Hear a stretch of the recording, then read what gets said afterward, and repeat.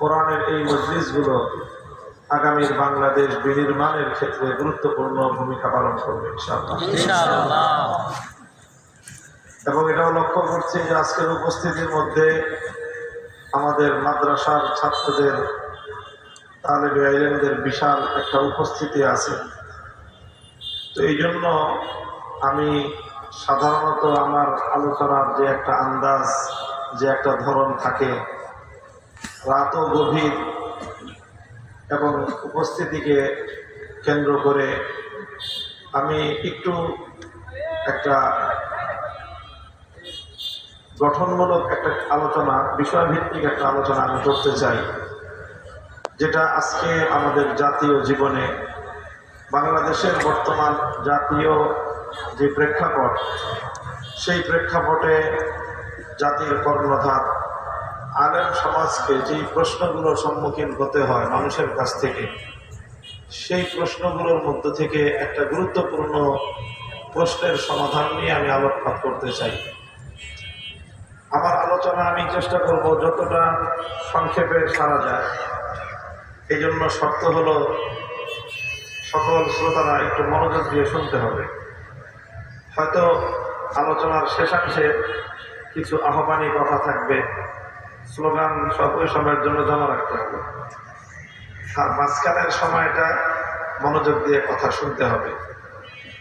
আমার স্লোগান, আমি চাই যে আমাদের সন্তানরা, আমাদের কর্মীরা, আমাদের ছাত্ররা তাদের কণ্ঠ থেকে যেন আল্লাহু আকবারের স্লোগানের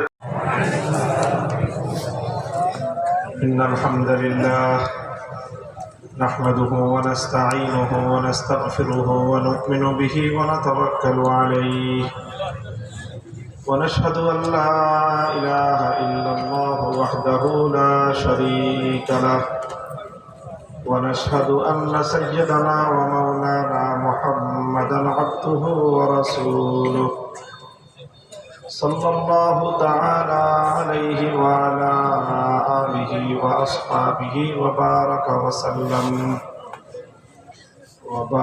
وسلم تسليما كثيرا. أما بعد فأعوذ بالله من الشيطان الرجيم. بسم الله الرحمن الرحيم. اليوم أكملت لكم دينكم وأتممت عليكم نعمتي ورضيت لكم الإسلام دينا. بارك الله لنا ولكم في القرآن العظيم ونفعنا وإياكم بالآيات والذكر الحكيم. اللهم صل على محمد وعلى آل محمد كما صليت على إبراهيم وعلى آل إبراهيم إنك حميد مجيد.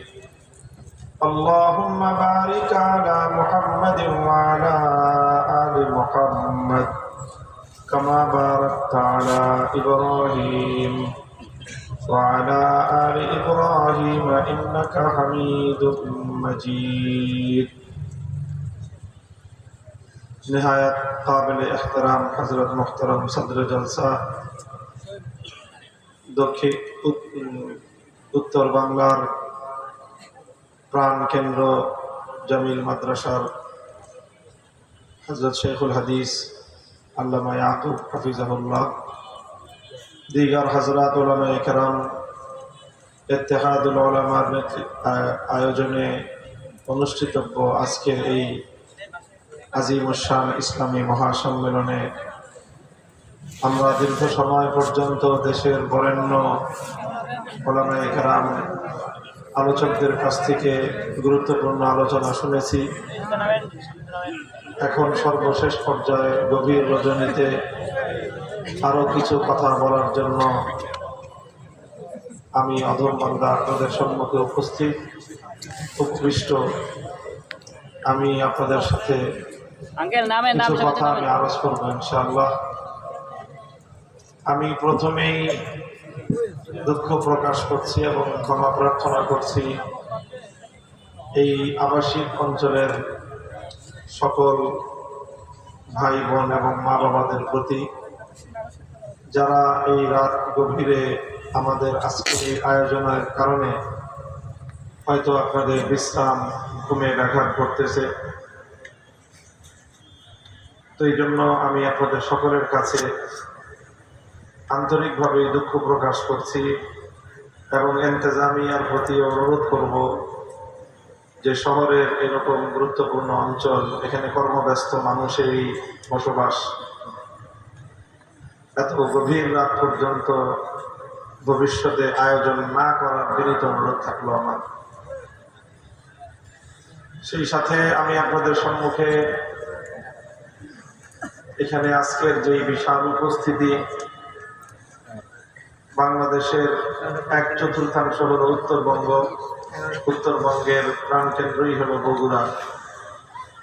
বগুড়ার এই কেন্দ্রীয় স্থানে ঐতিহাসিক আলতাফুন্নেসা মাঠে বিপুল পরিমাণ ধর্মপ্রাণ মানুষের, বিশেষ করে তরুণ ছাত্র জনতার এই উপস্থিতি, এটা আমাদের জন্য আশা জাগানিয়া একটি বিষয়।